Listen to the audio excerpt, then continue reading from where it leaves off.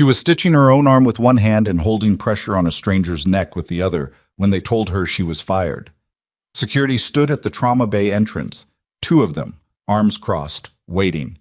The administrator's voice cut through the noise of monitors and rolling gurneys. "Ms. Carter, you are no longer authorized to be in this building." Emily Carter looked up once, blood on her scrubs, needles still threaded through her own forearm.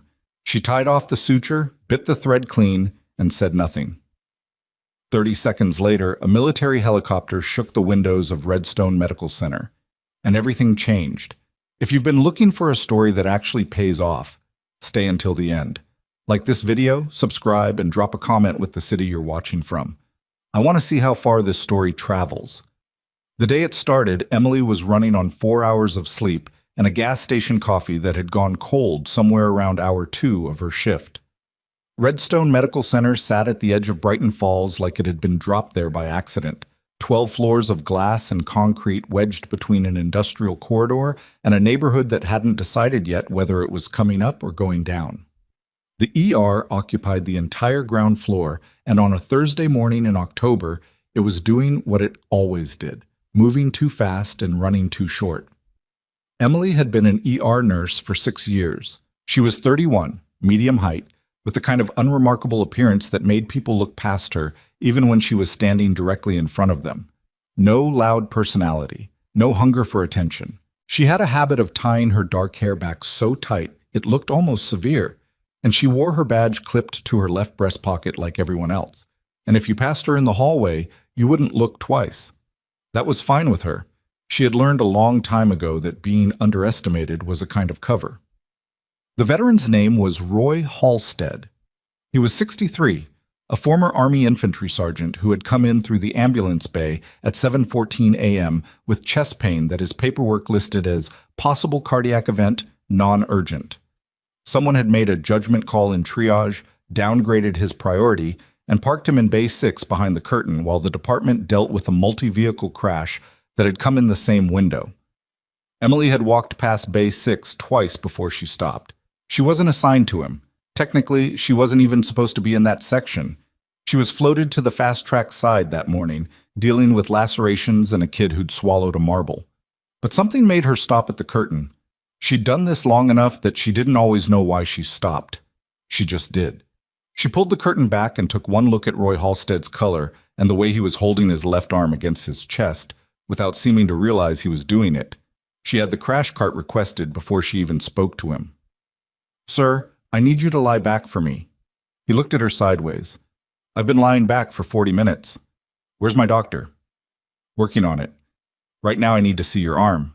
She was already at the monitor pulling leads. "How long has your left arm felt like that?" "Like what?" "Like you're trying to protect it."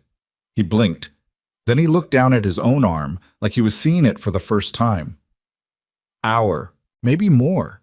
She moved fast and quiet, running through the assessment while she called the desk for a stat EKG and paged Dr. Whitmore, who was currently 3 bays over and had not responded to 2 prior calls. She got the EKG started, looked at the strip when it printed, and felt her stomach drop. STEMI. Clear as a photograph. She paged Whitmore again. Then she called the cath lab. That was when the day went sideways. Then, Dr. Marcus Vane appeared at the curtain instead of Whitmore. Vane was not Roy Halstead's physician. He was not on the trauma rotation. He was the Associate Chief Medical Officer, which in practical terms meant he had a large office, attended a lot of meetings, and made decisions about things from a comfortable distance. He was 54, tall, with silver at his temples that he had clearly been told looked distinguished. He looked at Emily. He looked at the EKG strip she was holding. He looked at the crash cart she had moved into position. "Who authorized this?" "I called the cath lab directly. His EKG shows." "You called the cath lab?" Vane said it the way someone repeats something they can't quite believe they heard. "You, a nurse, called the cath lab and requested a team. His strip shows a confirmed STEMI in the anterior wall. He needs to be upstairs in the next. Where's his attending?" "I've paged Dr. Whitmore twice. No response." Vane stepped fully into the bay. He picked up the EKG strip, glanced at it, set it back down with a gesture that said he'd seen what he needed to see and had already made up his mind. "Mr. Halstead, I apologize for any confusion. We're going to get you reassessed properly." He looked at Emily. "You can return to your assigned section." Emily didn't move. "Dr. Vane, with respect, every minute in an anterior STEMI increases. I'm aware of what a STEMI is, Ms." He glanced at her badge. "Carter, thank you for your concern. You can go." Roy Halstead had been watching this. He had the eyes of a man who had spent decades reading rooms and situations and knowing which way things were about to fall. He looked at Emily and said quietly, "You staying?" She looked back at him. Then she looked at Vane. "I'm staying," she said. "Japat." She was pulled from the floor 40 minutes later. In that 40 minutes, she had stayed at Roy Halstead's side while Vane made 2 phone calls and consulted with a physician who hadn't laid eyes on the patient. She had quietly continued monitoring.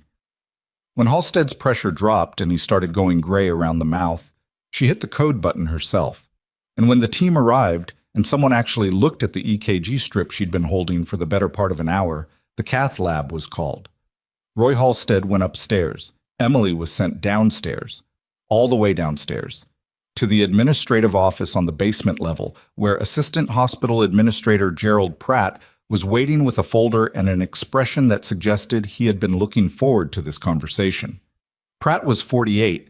He had a way of leaning back in his chair that was meant to communicate ease, but came across as studied. He had been at Redstone for 11 years. He considered himself a stabilizing force. "Ms. Carter," he opened the folder. "This isn't the first time we've had a conversation about appropriate boundaries." Emily sat across from him. She had a drying blood smear on her left sleeve from the laceration she'd sutured on herself at some point in the past 2 hours. She had not noticed it yet. "I saved that patient. You circumvented the physician in charge and initiated a clinical escalation you were not authorized to initiate. The physician in charge wasn't there, and the patient was having an active heart attack." Pratt glanced at the folder. "You have 2 prior notations about overstepping your scope, questioning a physician's order in front of a patient last January, independently contacting a specialist in March without physician authorization." He looked up. "And now this. And now the patient is alive." Something moved across Pratt's face, not guilt exactly, more like the expression of someone who has heard an argument they know is correct, but has decided it's irrelevant. "Emily, we have a structure here. That structure exists for a reason. When nurses start making unilateral decisions about patient care, I made observations and followed the clinical picture. That's nursing. That's practicing medicine without a license." He folded his hands. "You're suspended, pending a full review. You'll surrender your badge and your access card. Security will escort you out." She looked at him for a moment, just looked. He had the experience of people who expected emotion, tears maybe, or anger or argument, and when none of that came, he seemed slightly thrown. "All right," she said. "Well." The security escort was a man named Dale, who Emily had spoken to probably 300 times in 6 years.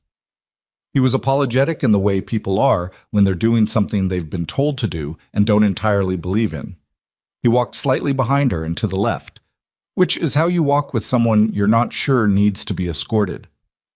Emily handed her badge to the desk, signed the form they put in front of her, and picked up her jacket from her locker without saying much to anyone. A few nurses watched from the hallway. Nobody said anything. There's a particular silence that happens in hospitals when someone is being formally removed. It lands differently than regular quiet. She was still wearing the scrubs. She'd bled through the suture on her arm again, a thin seep soaking into the fabric. She was aware of it. She'd deal with it later. They were in the main corridor, 20 feet from the lobby doors, when the first call came over the radio. Dale's radio, specifically. The dispatch frequency, not the hospital channel. Emily heard it from 2 feet away. "All units. Route 9 interchange. Multiple vehicles involved. Possible gas line. We've got a confirmed secondary explosion. Mass casualty event. Unknown number. Redstone ER is the primary receiving." Dale stopped walking. Emily stopped walking. For about 2 seconds, neither of them said anything. Then the ambulance bay doors, the ones visible from where they stood through the glass at the end of the corridor, burst open, and the first gurney came through. 3 ambulances in the first wave, then 2 more, then a fire department vehicle that wasn't supposed to be transporting but was, because there weren't enough ambulances. The lobby of the ER went from Thursday morning to a different thing entirely in about 4 minutes. Emily counted. Penetrating trauma to the chest, second and third degree burns across 40% of a man's torso, a woman in her 40s who wasn't breathing right, and whose neck was starting to swell in a way that meant she had maybe 8 minutes before nobody could tube her. A child, couldn't have been more than 7, completely still on a gurney with a firefighter's jacket draped over his legs. She looked at Dale. Dale looked at her. "I can't let you," he started. "How many nurses do you see in this lobby right now?" He looked. There were 2, both already working. The ER charge desk was shouting for backup over the intercom, and the sound of it was the particular frequency of institutional panic, that specific pitch where a hospital starts running on instinct instead of process. "I can't authorize I'm not asking you to authorize anything." She had already dropped her jacket. "You can write it up after." She walked back through the doors. What Emily did in the next 40 minutes was not dramatic in the way that things look dramatic from the outside. There was no music. Nobody was watching her specifically. She moved through the space the way she'd been moving through similar spaces for years, first in places that were much worse than this, and then in here. She went straight to the woman with the neck swelling. The attending who was supposed to be managing that bay was 3 patients down, working a chest wound with both hands. Emily got a surgical airway kit from the crash cart. She had the airway secured in 4 minutes. She didn't ask permission, then she moved. The trauma bays were filling faster than they could be staffed. Emily had been trained in systems that were designed to function when the normal structure collapsed, when the people who were supposed to be in charge were down or missing or overwhelmed. She ran the math in her head the way she'd been taught to. Who lives, who dies, who waits, in what order, based on what's fixable and what's not. She started redirecting. She caught a resident who was about to intubate a patient who didn't need intubation and who would have coded from the medication. She stopped an IV line that was going in the wrong arm. She identified a second patient with a cardiac rhythm that wasn't showing up on the monitor because the leads were placed incorrectly, and she fixed the leads and the rhythm showed up, and she called it and was right. She wasn't shouting. That was the thing people would remember later. In a room that was genuinely loud, alarms, voices, equipment, people moving fast and scared, she was not loud. She moved close and spoke directly and clearly, and people listened because she sounded like someone who knew what the next thing was. Doctor. Greta Solis, one of the ER attendings, came around a curtain, assessed the situation in one long look, and said, "Carter, you're supposed to be—" "I know." "Pratt is going to—" "I know." Emily was already moving to the next bay. "Tell me what you need." Solis looked at her for half a second. Then, "Bay 4, penetrating abdominal, the resident's losing him." Emily went to Bay 4. It was during the second hour, when the initial wave had stabilized and the department was running a controlled chaos instead of pure chaos, that the sound came. Everyone in the building heard it. The windows vibrated, the overhead lights flickered once, not from the electrical grid, but from the pressure change. And then the rotors were loud enough that people stepped back from what they were doing and looked up, which was an instinct and not useful, but completely human. Military helicopter. More than one.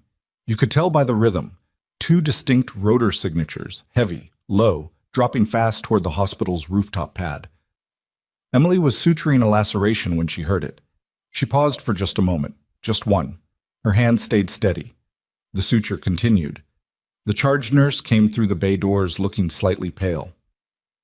"We have military personnel inbound. Multiple injuries from the Route 9 convoy. A special operations transport vehicle was caught in the secondary explosion. They're asking us to—" She stopped. She had found Emily with her eyes. "They're asking if we have a level 1 trauma capability active right now." "Tell them yes," Emily said, without looking up from the suture. Dr. Vane is asking who. Tell them yes. She tied the final knot. And tell them to come to Trauma Bay too. I'll be there in 2 minutes. The soldiers came through the ambulance bay on foot and on gurneys and in between, some walking, some not, some holding pressure on things and trying to look like they weren't. Standard convoy composition, Emily read it at a glance. 6 injured, 2 critical. The rest walking wounded who would triage down. She was at the bay entrance when they came in. The first man she made eye contact with was a staff sergeant with a pressure bandage on his upper left arm, who stopped walking when he saw her and said, "Holy," and then caught himself because there were civilians around, and then said more carefully, "Sergeant Carter?" She looked at him. She recognized him 3 seconds later. Bravo Element, 2nd Reconnaissance Battalion. She'd worked alongside his unit during a forward deployment she didn't talk about. He'd been younger then. They all had. "Staff Sergeant Rourke," she said. "Let me see that arm." "I didn't know you were... Are you assigned here?" "Right now I am." She was already unwrapping the bandage. "Who's critical?" "Alvarez is critical. Kepner's borderline." He watched her work with the expression of someone who had spent time in a place where watching people work like this was just part of the day.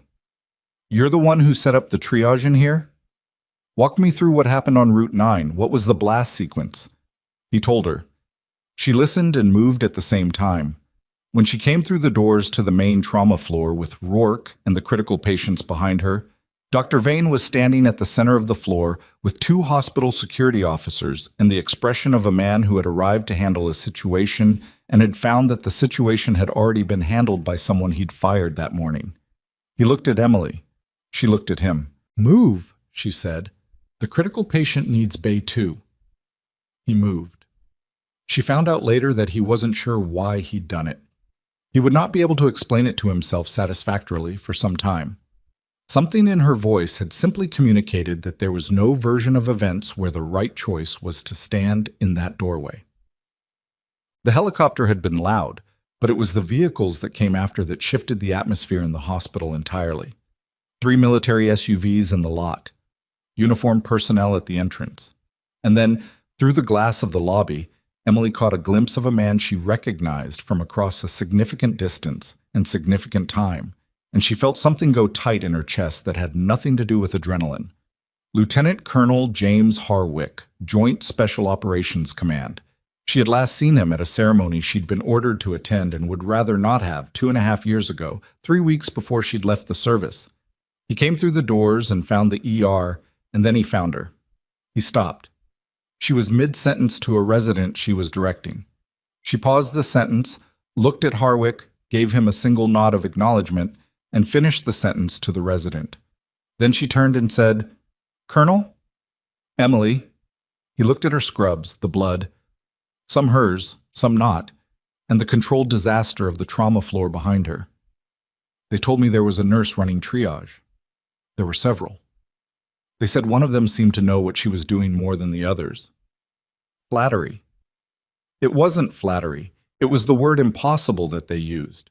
He glanced around the room. "Your people are being treated well. They're not my people anymore. That's not how it works, and you know it."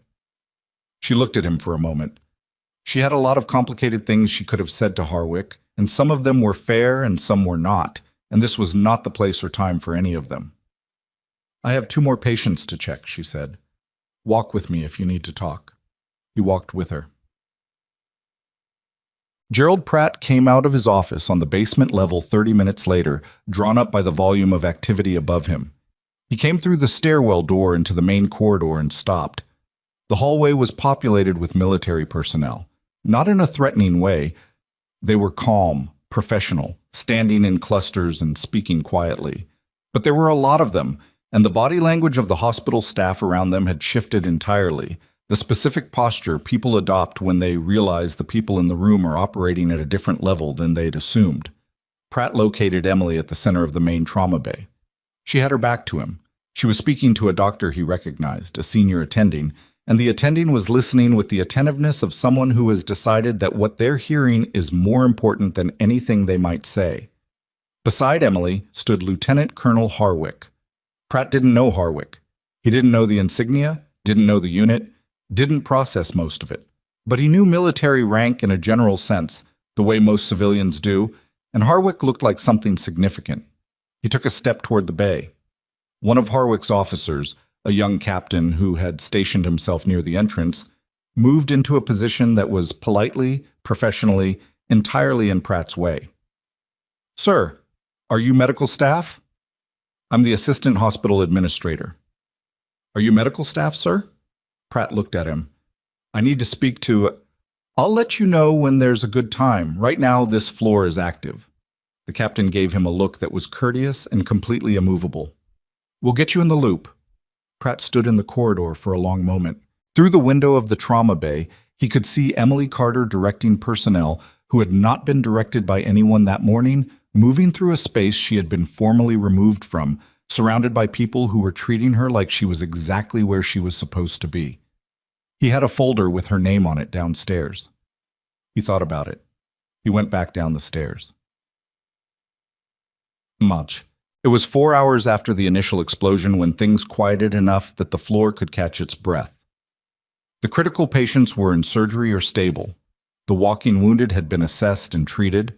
The helicopter had long since departed, and only one military vehicle remained in the lot.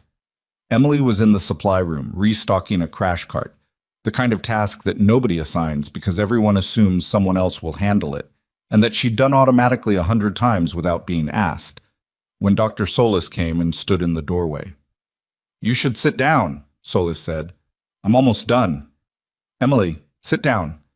She set down the package she was holding and sat on the edge of a supply shelf. It wasn't comfortable. She didn't care. "Harwick is asking about you," Solis said. "Not in a trouble way. The other way." Emily said nothing.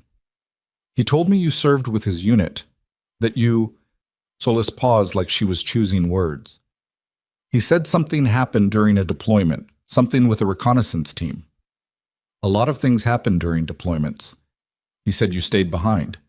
Solis was watching her carefully. "That there were wounded soldiers, and you stayed behind in a position that—" "That's not a conversation I need to have today." Emily's voice was quiet. Not cold, but finished. "Is there something clinical you need from me?" Solis looked at her for a moment. Then, "Pratt filed the suspension paperwork before the convoy came in. It's formal now. HR has it." Emily nodded once. "Okay." "You saved at least 8 people today. Possibly more, depending on how Alvarez and Kepner come out." "Other people helped." "Stop doing that." Emily looked at her. "Stop minimizing it," Solis said. "You're the only person on this floor who triaged 20-plus patients in a mass casualty event and didn't lose one. You can say other people helped and still just stop disappearing yourself." There was a silence in the supply room that was different from the silence of the corridor, smaller, more honest. "They're going to review the suspension," Emily said finally. "Between what happened today and the Halstead outcome, it's going to get complicated," Solis finished. "Yes." "How's Halstead?" "Out of the cath lab, recovering. He asked about you specifically. Said to tell the nurse who stopped in Bay 6 that he's breathing." Solis's expression shifted into something that was almost a smile. "He was very specific that you'd know which nurse he meant." Emily looked at the wall for a moment. "Good," she said. "But Matt." Harwick found her in the parking lot at 6 in the evening. She'd intended to go to her car and had instead been standing beside it for approximately 10 minutes, doing nothing. He walked up and stood next to her with the ease of a man accustomed to silences that other people found uncomfortable. "You left the service to do this," he said. It wasn't a question. "I left the service because I'd done what I came to do." "Some people thought you left because of the incident in Kahar province." She turned her head slowly. "Some people should think about what they don't know." He was quiet for a moment. "I handled some things badly. After Kahar, I know that." "You handled them the way the situation pushed you to handle them." She wasn't letting him off the hook exactly, but she wasn't building a monument to it either. "I made my own choices." "Emily." He turned toward her. "What happened today, inside that hospital? I want to make sure the people who need to know about it, not just the military side, the hospital side." She looked at him. "You were escorted out of here this morning," he said. I need to understand what that looked like.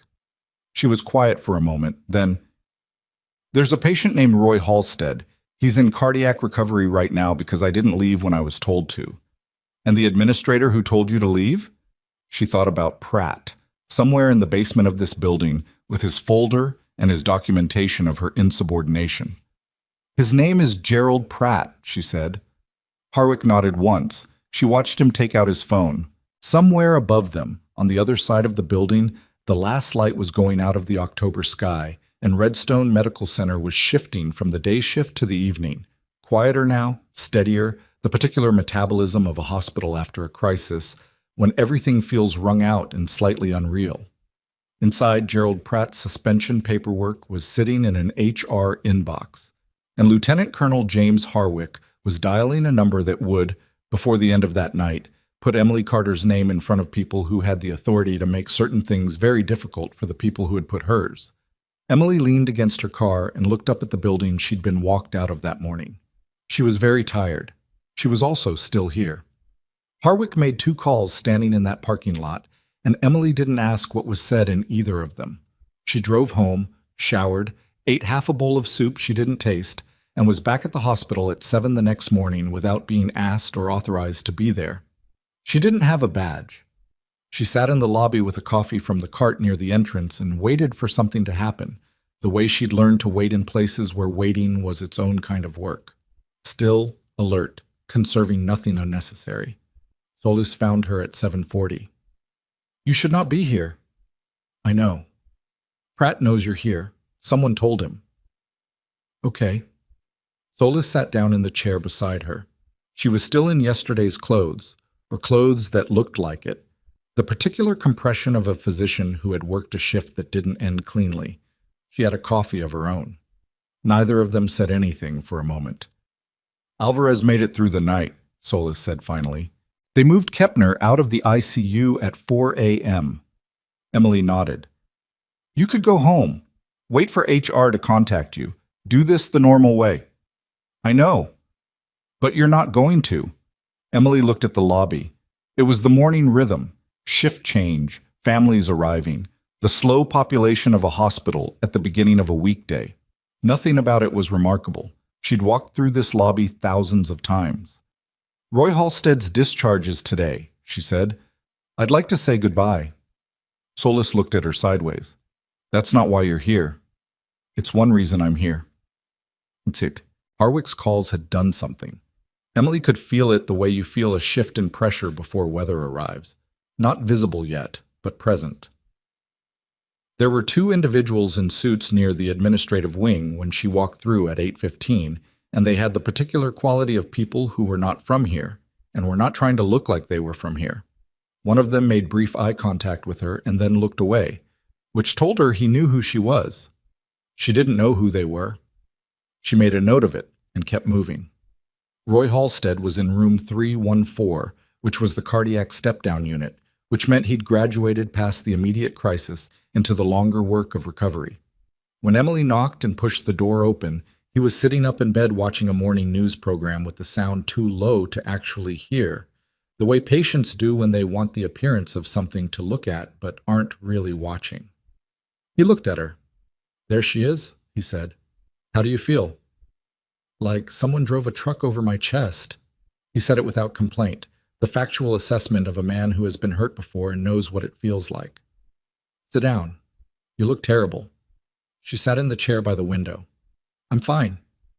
"You got blood on your arm, yesterday." He pointed at her left forearm, which had the faint discoloration of a suture site under her sleeve. "You stitched that yourself?" "It was minor." "I didn't ask if it was minor." She pulled her sleeve back. The suture line was clean and small and would leave a thin scar she'd add to the collection. "Yes." Halstead looked at it for a moment, then looked at her face. "They fired you." "Suspended. Formally. For saving my life. For unauthorized clinical escalation." He made a sound that was not a laugh, but adjacent to one. In my experience, when people start using words like unauthorized clinical escalation, what they mean is they're angry that someone else was right. He shifted in the bed carefully. "What are they going to do about it?" "I don't know yet." That colonel, Harwick, he came up here last night. Halstead watched her face. Spent about 20 minutes with me, asked me some questions about what happened in the ER, what I saw, what was said. He paused. He was thorough. Emily hadn't known about that visit. She kept her expression neutral. What did you tell him? The truth. He said it simply. A nurse stopped at my curtain when no doctor had for 40 minutes. She looked at me once and knew something was wrong. She stayed when they told her to go, and I'm breathing. He spread his hand slightly, which was clearly all the gesture his chest would allow right now. That's the truth. She looked out the window. Parking lot, gray sky, the far edge of the industrial corridor. Unremarkable view. My son wants to meet you, Halstead said. That's not necessary. That's not what I asked. He waited until she looked at him. He's a good kid. He called me every day I was deployed, even when I told him not to bother, that the connection was bad. Just kept calling. Something moved across his face that was carefully contained. You understand that kind of stubborn. She did. She didn't say so. Thank you, Halstead said. That's really all. She stayed for another 10 minutes, mostly in silence, which was the right amount of time. When she left, he was watching the television again with the sound too low to hear anything. The two men in suits were not in the administrative wing anymore. They were outside Gerald Pratt's office. Emily found this out from a nursing assistant named Terry, who had worked the basement floor for 9 years and had the surveillance capacity of someone who had long ago decided that information was the only currency that moved freely in a hospital hierarchy. Terry cornered Emily near the elevator bank at 9:15 and delivered the update in the compressed, efficient manner of someone who knows they have limited time. 2 investigators, external. Someone said hospital board. Someone else said the word federal. Nobody actually knows. Terry paused. Pratt asked for his attorney at 8:50. His admin called out to somebody, and you could tell by her face it didn't go how she expected. What does that mean? It means whoever she called told her something she didn't want to hear. Terry looked at Emily with the particular expression of a person who had seen administrators come and go for a long time. He's in there with them right now. Emily absorbed this. Who requested the investigation? Above my pay grade. Terry glanced at the elevator doors. But there are cameras in this hospital, everywhere. And whoever those 2 men are, they had a tablet with footage on it when they went in. The elevator arrived. Terry stepped in and turned around and gave Emily one last look that communicated several things without words, and then the doors closed. Emily stood in the hallway for a moment. She thought about Gerald Pratt in his office, which she had only been inside twice in 6 years, and which had a framed hospital mission statement behind the desk, and a bookshelf with books on it that had never been read. She thought about the folder with her name on it, sitting somewhere in that room or in HR or wherever it had gone. She thought about Roy Halstead's EKG strip and how Pratt had glanced at it and set it down. She went to the ER. The ER was operating at its normal morning level, which was busy but not the rupture of yesterday. Several of the nurses acknowledged her when she walked in. Not formally, not loudly, just the micro-acknowledgement of people who had been in the room yesterday and had decided something about what they'd seen. One of the residents, a second-year named Domingo, who had been the one Emily pulled off the incorrect intubation, stopped her near the supply alcove. I looked up the Hessler protocol, he said. This was not preceded by a greeting, which Emily respected. The airway positioning you used on the swelling trauma. Cricothyrotomy. Right, but the approach you used was different, more lateral than I've seen. He was not defensive about this. He was actually curious, which distinguished him from a fair number of residents Emily had encountered. Where did you learn that? Forward deployment. You're working in a surgical setting in theater with imperfect tools and you modify. She was already moving. I can write it out for you. I'd actually really appreciate that. Come find me later. She spent the next hour in the ER doing the kind of work nobody notices, checking on patients who had been stabilized from yesterday's wave, ensuring the chart notes were accurate, watching the room. She was technically not cleared to be there. Nobody told her to leave. Solis had mentioned to the charge nurse, apparently, that Emily was present and that the situation was fluid, and the charge nurse had taken this to mean that the situation was above her and that Emily was someone else's problem, which was a perfectly functional interpretation. Dr. Vane appeared at 11. He came through the main entrance to the trauma floor and stopped when he saw Emily at the station. The pause was brief but total, the pause of a man who had expected to find something absent that was not absent. He walked toward her. His posture was the careful posture of someone who has been briefed on something he wasn't fully prepared for. Miss Carter. Dr. Vane. I understand you've been here since morning. Yes. He looked at her. There was something different in his face from yesterday. Not apology, exactly. Not yet. More like the expression of a man who has gotten new information and has not yet figured out how to arrange his face around it. I've been in meetings with the board's representatives since 8 a.m. She waited. The Route 9 incident. The patients you treated. There's going to be a formal review. He said this with the precision of a man who has been told to say it and is saying it and is not comfortable with how it positions him. Your clinical actions are part of that review. Okay. Not it's. He stopped, recalibrated. Not in the way you were reviewed yesterday. The board wants a complete account. I understand. He looked like he wanted to say something else and couldn't locate the exact version of it. He was a man who had spent a career in institutions, which meant he knew how to use language that moved through rooms without leaving fingerprints. What he couldn't do, right now, was use that kind of language without Emily seeing through it, and he seemed to be aware of that, which made it harder. Your suspension, he started, is formally documented. There may be cause to revisit that documentation. She looked at him directly. Dr. Vane, you walked into a room yesterday where a patient was having a heart attack, looked at the clinical evidence, and told me to go back to my section. His jaw tightened once. I'm not interested in an apology, she continued. I'm interested in whether Roy Halstead's outcome is going to be used correctly in this review. And I'm interested in whether the other clinical calls I made yesterday are going to be evaluated by people who actually understand them. She paused. If both those things happen honestly, I'm fine. He stood there for a moment, then he nodded. Not warmly, but genuinely, which was the more important of the two. They will be, he said. He left. She turned back to what she'd been doing. The footage, as it turned out, was the thing. Redstone Medical Center had cameras in every corridor, every bay entrance, every elevator, every waiting room. The legacy of a liability settlement 7 years prior that had resulted in a comprehensive surveillance overhaul. The cameras were maintained, well-positioned, and recorded continuously. Emily learned the scope of what had been reviewed not from Harwick and not from the investigators, but from a woman named Patricia Oakes, who was the head of nursing for the hospital and who found Emily in the break room at 1:15 in the afternoon with the expression of someone who has seen something that has confirmed a long-held but difficult-to-prove suspicion. Oakes was 61. She had been in nursing for 38 years. She had the specific quality of a woman who had outlasted a long series of administrators and had no remaining patience for certain varieties of institutional nonsense. She sat across from Emily with a cup of coffee she didn't drink. The footage from yesterday covered the full period, she said. Bay 6, the corridor, the trauma floor during the mass casualty event.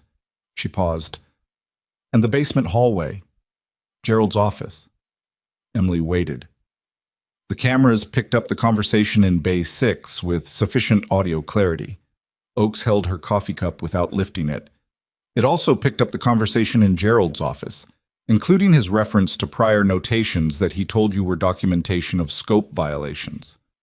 Emily felt something shift in her chest, not dramatically, just a small internal recalibration.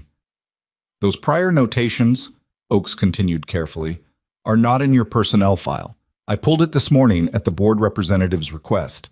There are no prior notations of scope violations. There is a commendation from Dr. Solis in January and a note about the specialist contact in March that reads as informational, not disciplinary. She looked at Emily steadily. Gerald told you they were disciplinary. Emily looked at the table. He created a narrative, Oakes said. The folder he had in front of him, we've been asked to locate it. His assistant says she doesn't know what folder he means. It had my name on the tab, Emily said. I know. He read from it. Dates, incidents. I know. Oakes finally picked up her coffee and held it with both hands. The investigators have his office, they have his computer, they have, and this is what I think you should know, they have a string of emails between Gerald and Dr. Vane going back 4 months discussing, in fairly specific terms, a desire to remove you from the floor. The break room was quiet. Someone had left the microwave running on a 30-second cycle, and it beeped in the corner and nobody got up to deal with it. Why? Emily said. Oakes gave her a look that was not unkind. Because you were right too often, and in certain environments that reads as a problem. Emily stared at the table. There was a ring of dried coffee near the center of it from someone's cup, and the circular quality of it was somehow annoying. She thought about 6 years of shifts. The things she'd flagged that had mattered, the things she'd been told to let go, the specific pattern of being tolerated until you were inconvenient. How much of it is actionable? She said. The board's representative used the word significant. Oakes set down her coffee. There's a meeting at 4 o'clock. Hospital board, investigators, Dr. Vane, and several people I don't recognize. I've been asked to attend. She paused. You haven't? Emily nodded. That might change, Oakes said carefully. But regardless of whether it does, I want you to know that what you did yesterday in this building has been seen. Not by everyone yet, but by enough people. Emily looked at her.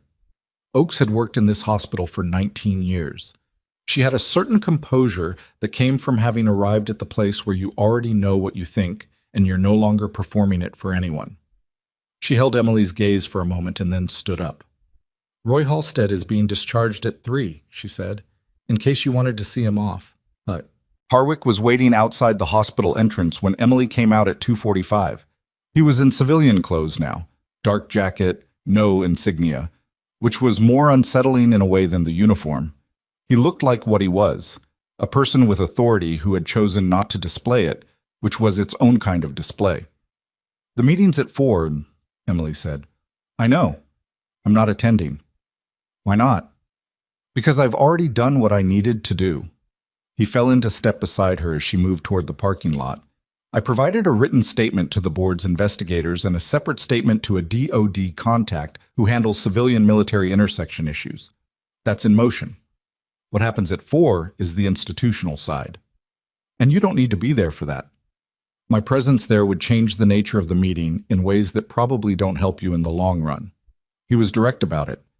Right now, the story is about what you did as a nurse and what was done to you as a nurse. If I walk into that board meeting in uniform, it becomes a different story. She thought about that. What did your statement say? It described your service record as it pertains to what happened in this hospital yesterday. It described the incident in Kahar province in terms that are appropriate for civilian review. He paused.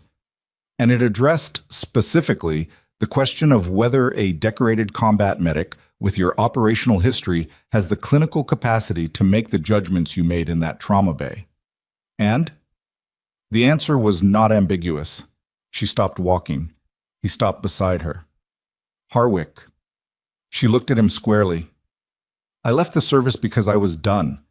Not because something chased me out, not because of Kahar, not because of you or anyone else. I made a choice to come here and do this. She indicated the building behind them. And what happened in there yesterday, I would have done that regardless of any of this. I don't need a military endorsement to know that I did the right thing. I know that. I just want to make sure you do. He looked at her without performing anything. Emily, I've known what you were capable of since the first time I watched you work under fire. I never doubted the choice you made. I doubted some of the choices I made around it. There was a silence. It wasn't comfortable. It was the real kind. Okay, she said. Okay. Roy Halstead came through the hospital exit at 3:02 with his son beside him, a man in his 30s with his father's eyes and a hand on the old man's arm that was protective without being condescending, which was clearly something they'd worked out between themselves. Halstead walked slowly, and with the careful economy of someone who has been told that everything is going to be fine, but whose body is still consulting its own information. He saw Emily. He stopped. His son looked between them, and Emily could see him register something, the nature of the recognition, the specific weight of it, and step back slightly to give them room. "You're here," Halstead said. "I was in the area." He looked at her for a moment. He was the kind of man who had spent his life around people who knew how to say difficult things without performing them, and he extended that capability to receiving them without ceremony. "Take care of yourself," he said. "You too." He put his hand out. She shook it. His grip was firm, still, even now, which she respected. Then he moved toward his son's car, and Emily watched him go, and when she turned back, Harwick was gone. The 4 o'clock meeting lasted 2 hours and 14 minutes. Emily knew this because she was sitting in the hospital's second-floor family waiting room, which had a sight line to the conference room through 2 sets of glass doors, and she counted. She watched people go in. She recognized the board chair, Dr. Vane, 2 faces from legal, and Patricia Oakes. She recognized one of the investigators from the morning. She did not go in. At 6:17, Patricia Oakes came out and walked directly to where Emily was sitting. She sat down. Emily looked at her.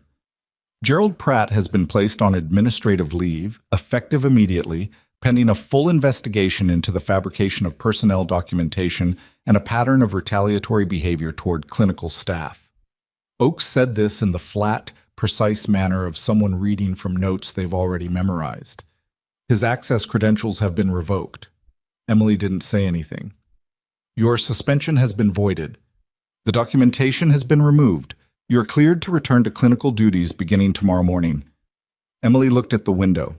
Outside, the October evening had come in all the way, dark and cold, the parking lot lights on, the hospital's exterior illuminated in that particular blue-white that made everything look like a still from something. "There's more," Oakes said. She turned back. "Dr. Vane has requested a meeting with you, not a formal meeting." His words were... Oakes paused, and something moved across her face that was too contained to call amusement, but was in that neighborhood. At her convenience, she held Emily's gaze. That phrase has never been used in this hospital by a physician about a nurse, not in my tenure. Emily sat with that for a moment. "And the board," Oakes continued, "is going to begin a review of several departmental practices, mass casualty protocols, triage authority for senior clinical nursing staff, escalation pathways." She paused deliberately. "They've asked for input from someone with appropriate experience. They didn't name you specifically, but they didn't name anyone else." Outside, a car moved through the parking lot, its headlights sweeping across the window. Emily watched it go. She had been walked out of this building this morning. She had not planned anything that happened between then and now. She had sat in the lobby and waited. She had said goodbye to a patient. She had drunk bad coffee in a break room and answered a resident's question about airway positioning. She had done what was in front of her to do. The light outside the window turned red at the parking lot exit, and then green, and the car moved on. Emily became aware of her phone buzzing in her pocket. She pulled it out. Unknown number, military prefix. She looked at it for a moment, then at Oakes. "I need to take this," she said. Oakes stood and gave her the room. Emily answered. A voice said, "Ms. Carter, this is Major Devin Sloan, DOD Office of Personnel. I'm calling regarding a formal inquiry that was opened this afternoon in relation to your service record and an incident designated Kahar Province, dated March of 4 years ago." A brief pause. "There are some things that were closed at that time that, based on new information, the office is reopening. I'd like to schedule a time to speak with you." Emily stood up. The waiting room was empty. The conference room across the glass had its people filing out. The meeting done. Pratt's office was dark somewhere below her. "Miss Carter," the voice said. She was looking at the hallway where she'd been walked out that morning. The same hallway, the same lights, the same floor. She was looking at it from above now, from a different angle, and it looked almost exactly the same as it always had, which was the thing about places. They didn't change when things happened in them. They just kept being themselves. "I'm here," she said. "What did they find?" Major Sloan's voice was careful in the way that military voices get when they're carrying something that has been classified and is no longer classified, and the person speaking is still adjusting to that.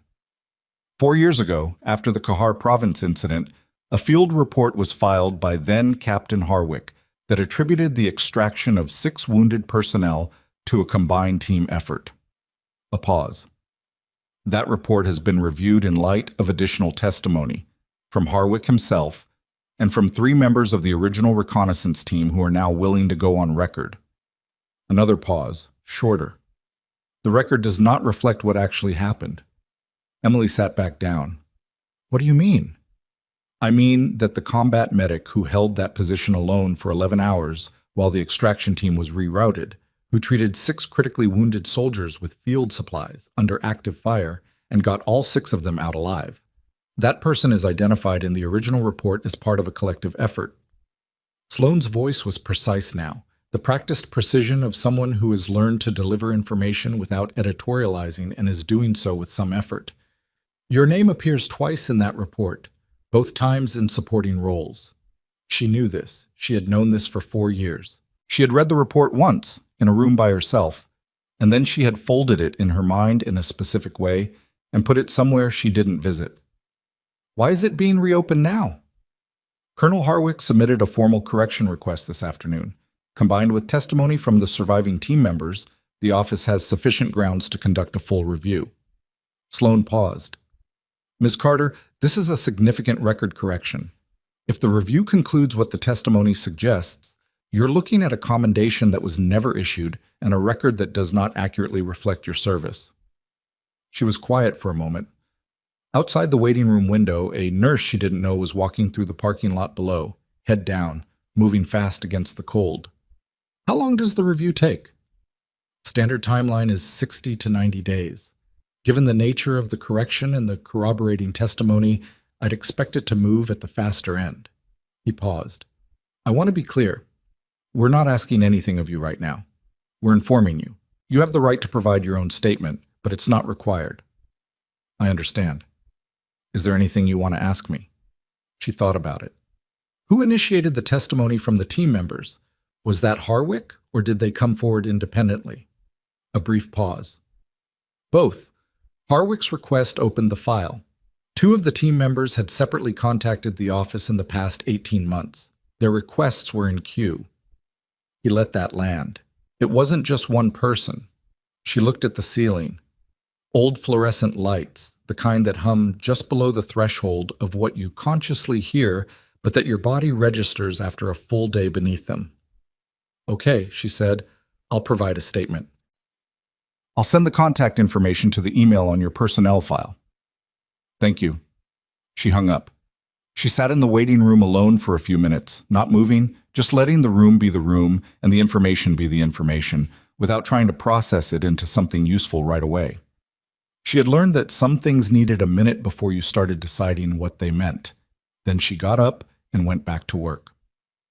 The next morning arrived with the particular flatness of days after crises. No dramatic shift, no obvious threshold crossed, just the ordinary morning showing up and demanding to be handled. Emily was on the floor at 7. Her badge was reissued. The charge nurse, a man named Brent, who had been there during the Route 9 event, and who treated Emily with the specific kind of respect that doesn't involve much talking, simply put her back on the assignment board and moved on. She was assigned to the main trauma bay. Dr. Vane's meeting request was in her inbox at 7:30. She replied at 9 during a brief lull and proposed 11. He accepted within 4 minutes. She noticed this but filed it without emphasis. At 10:15, a 26-year-old motorcyclist came in with a femur fracture, a pneumothorax, and a blood pressure that was falling in the specific way that meant the pneumothorax wasn't the only problem. Emily was the first clinical contact. She got the chest decompressed, identified the internal source, and had the surgical team paged before the attending made it to the bay. The attending, a man named Dr. Ferris, who had not been present for Route 9 and had no particular context for Emily, looked at her assessment when he arrived, looked at the patient, looked at her again. You do this one, he said, meaning the needle decompression. Yes? He checked the patient's breath sounds, checked the pressure readout. Good call. He was already moving. Stay on him. She stayed on him. When the patient went up to surgery at 11:03, Emily had 4 minutes to wash her hands and get to Vane's office. What? Marcus Vane's office was on the third floor, which was administrative territory. The floor where the carpet was a different quality, and there were plants that were real and not plastic, small signals of a budget allocation that would have annoyed Emily more when she was younger than it did now. She knocked, and he opened the door himself, which she noted. He gestured to the chair across from his desk. She sat. He didn't sit behind the desk. He pulled a chair from the side of the room and sat at an angle to her, which was either genuine discomfort with the power dynamic or a performed discomfort with it, and she couldn't tell which and decided not to spend energy on it. "I want to start by being direct," he said. "Please." "I made a significant clinical error on Thursday morning. In Bay 6, I evaluated the situation and overrode your assessment. I had the same EKG strip you did, and I set it down." He held her gaze. "Mr. Halstead survived because you didn't follow my directive. I want to acknowledge that plainly, without qualifiers." Emily looked at him. "Okay?" He seemed slightly thrown by the brevity of that, which told her he had prepared for either more resistance or more relief, and she was giving him neither. She wasn't performing forgiveness, and she wasn't withholding it. She was just absorbing the information. "The emails," she said, "the ones between you and Pratt." His jaw tightened. "That review is ongoing. I'm not asking you to characterize them for legal purposes. I'm asking you directly. Was there a coordinated effort to document me out of a position?" He was quiet for a moment, the kind of quiet that has edges. "I allowed Gerald to pursue a course of action I should have stopped," he said finally. "I didn't fabricate documentation, but I didn't stop him either, and I was in communication with him that, in context, supported a direction that was wrong." He said the last word like it cost him something. "I knew you were a problem for certain people on this floor because you were often right when they weren't. I didn't intervene. That's the accurate version." Emily sat with that. It was more honest than she'd expected. It was also less than it should have been, but the gap between what people did and what they should have done was something she had stopped expecting to be zero. The question was what was usable going forward. "What are you asking from me?" she said. "I'm not asking you for anything." He looked at her steadily. "I wanted you to hear that clearly from me before the institutional process turns it into language that means less." She stood up. "I appreciate that." She meant it, approximately. "I need to get back to the floor." She was at the door when he said, "Carter." She turned. "What you did during Route 9... He stopped. Started again. "I've been in emergency medicine for 22 years. What I saw on that floor Thursday afternoon it wasn't normal nursing." He said normal without condescension, just precision. "I don't know your full background, but I know that what you did was not the product of 6 years in this ER." She looked at him for a moment. "No," she said. "It wasn't." She left. The board's review produced its first formal document on Friday, 6 days after Route 9. Emily knew about it because Patricia Oakes walked into the break room at noon, set a single printed page in front of her, and left without speaking. Emily read it twice. Gerald Pratt's administrative leave had been converted to termination, effective immediately, on grounds that included falsification of personnel records, retaliatory conduct toward clinical staff, and a pattern of documentation irregularities spanning at least 3 years that the investigation had uncovered in the course of reviewing Emily's case, but which had predated her situation by considerably. He was not the only person affected. 2 supervisors in HR who had processed documentation without verification were placed on probation. The board retained external counsel. Emily read the section about herself twice. Her file had been corrected. Her personnel record reflected no disciplinary actions. A formal letter of acknowledgement from the board chair recognized her clinical actions on October 12th as exemplary performance under extraordinary circumstances. Exemplary performance under extraordinary circumstances. She looked at those words for a moment. She thought about the 40 minutes Roy Halstead had spent in Bay 6 without a physician. She thought about the EKG strip she'd held while Vane set it down. She thought about the 7-minute window she'd bought the swelling trauma patient before her airway closed completely.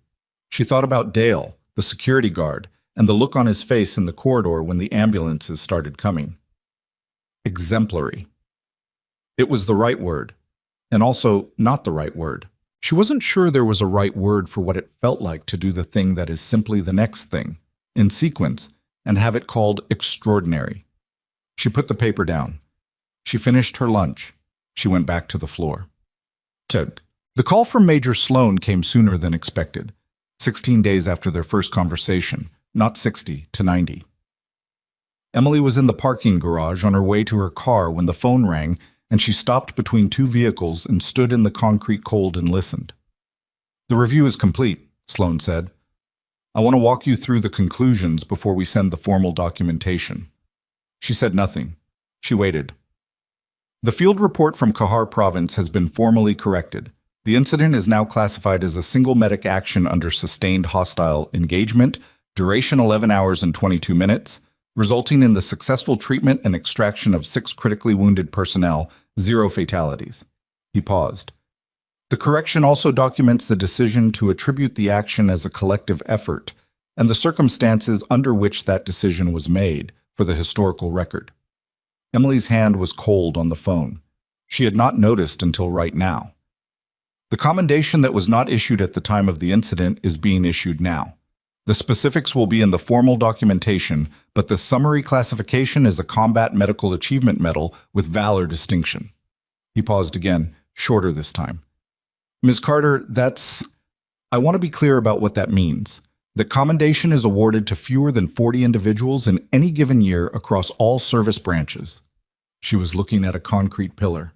Someone had scraped a dent into it a long time ago and then driven away, and the paint had oxidized over the dent until it was just a texture on the surface, just part of what the pillar was.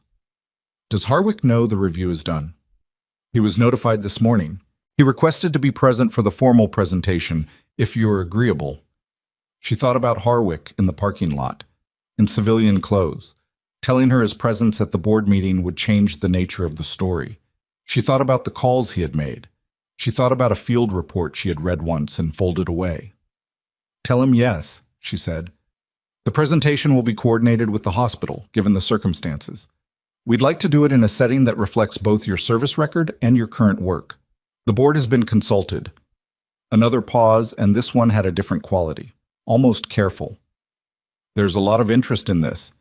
The original team members, several of their commanding officers from that period, the hospital.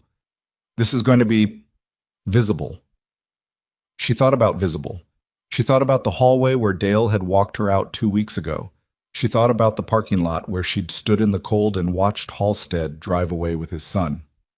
"When?" she said. "We're looking at 10 days. "Okay." She moved toward her car. "Send me the documentation when it's ready." "Ms. Carter." He stopped himself, restarted. "For what it's worth, statements from the team they're not standard language. People don't write statements like these very often." She unlocked her car. "What do they say?" "One of them wrote—" She could hear him finding it, the sound of papers or a screen. "She made a decision to stay that nobody required her to make, in conditions nobody would have faulted her for leaving, and she didn't lose a single one of us. That's the kind of thing you don't forget, and you don't stop owing." He paused. "That's Staff Sergeant Rourke, who had been in Base 6, in this building, 2 weeks ago with a pressure bandage on his arm, who had called her Sergeant Carter across a trauma bay floor." She sat in her car for a long moment without starting it. She had known what had happened at Kahar. She had been there. She had never needed it documented to know what it was. But there was something about hearing it in Rourke's words. Not military language, not institutional language, just a soldier writing down what he remembered, that moved through her differently than she expected. She started the car. She sat another moment, then pulled out. She had a 7 a.m. shift tomorrow. She needed to eat. She needed to sleep. She had a resident's question about airway positioning that she had promised to write out and had not yet written out, and she needed to do that. She drove home through Brighton Falls in the October dark, the streets doing what streets do, indifferent and continuous, and she let herself be in it without deciding what it meant. 9 days later, she was standing in the main corridor of Redstone Medical Center in her uniform. She hadn't worn it in 2 years. It still fit, which was not a given. She had ironed it that morning in her apartment, badly at first and then better. The way you relearn things you've let go dormant. Imperfect the first pass, functional by the second. The corridor was not empty. The hospital had not announced a public event, but word had moved through buildings the way word always moves. From one person to another, and then to 4 people, and then to everyone. And by 8:45 in the morning, the main corridor of Redstone Medical had a sizable population of people who had found reasons to be there. Roy Halstead was there. He was in a folding chair against the wall because his cardiologist had cleared him for limited outings, and he'd made clear this was non-negotiable. His son stood behind him. Rourke was there, in uniform, arm healed. He was standing with 2 other men Emily recognized from Kahar, and 3 she didn't, who she understood from context were from the same timeline. Dr. Solis was there. Patricia Oakes. The resident Domingo standing in the back, looking like he wasn't sure if he was supposed to be there, but had decided to be there anyway. Brent, the charge nurse. Dale from security. Dr. Vane was there, off to one side, which was the right choice for him, and she noted that he'd made it. Harwick arrived at 8:58, in full dress uniform, which meant something specific about what he thought this moment was, and she acknowledged it. The ceremony itself was not long. The military does not have long ceremonies when it knows what it's doing. A colonel she did not know, from the DoD office, read the formal citation, which had the spare, exact language of military documentation, and which was more powerful for being spare. Harwick made a brief statement that he had clearly written himself because it was less polished than anything prepared by committee and more direct than anything a committee would have approved. Emily Carter stayed in a position that was untenable because the people she was responsible for were still in it, he said. That's the complete summary. Every other detail is important, but that's what it comes down to. Then he turned to her and saluted. She returned it. The corridor was quiet for a moment after. The particular quality of quiet that happens when a room full of people has just witnessed something that put words to something wordless. And then Patricia Oakes started clapping, and the corridor was not quiet anymore. Emily stood in the middle of it and looked at the faces around her. Rourke, Halstead, Solis, Domingo, Dale, all of them, and felt something she did not have a name for and did not need one. It was not simple and it was not clean, and it sat in her chest alongside things that were harder, things that Kahar had cost her, and that the past 2 weeks had cost her, and that 6 years of walking into this building as someone nobody looked at twice had cost her. She was not going to cry. She had not cried in a setting like this in a long time, and she was not going to start. But she was aware, standing in this corridor, that something had broken open. Not in a dramatic way. In the way that a thing that has been held very tightly for a very long time is slowly, under sufficient pressure, beginning to release. She had not expected the release to happen here, in this hallway, under these lights. Harwick was beside her. He said quietly, not for anyone else. "There's something else." She looked at him. He handed her an envelope. Military issue, sealed, her name on the front in block print. She looked at it for a moment. "Open it when you have a minute," he said. "It's not bad news, but it's a decision." She held the envelope at her side. Around her, the corridor was returning to its normal state of motion, people moving off, the moment transitioning into whatever came after it. Rourke caught her eye from across the room and gave her one brief nod that meant everything it needed to mean and nothing extra. She looked down at the envelope. She did not open it in the corridor. She walked to the break room, which was empty, and she sat down at the table with the dried coffee rings she hadn't stopped noticing, and she opened the envelope with 2 fingers along the seam, the way you open something you're not entirely sure of. She read the first paragraph. Then she set the letter down and looked at the wall. The break room hummed around her. The microwave's clock blinked 12 o'clock because nobody had reset it after a power interruption sometime in the last week. The coffee pot held about half an inch of something that had been there since morning. The letter was from the DoD's Office of Medical Special Operations. It was a formal offer, and it would require her to make a choice she had not known was coming, between the life she had built here, in this hospital, in this city, and something that was either larger than that or simply different, and she genuinely did not know which. The letter was 3 pages. Emily read all of it, then went back and read the first page again, which was the part that required the decision. The second and third pages were context, organizational structure, reporting chain, operational scope, the kind of material that answers questions you haven't asked yet because you haven't decided whether to ask them.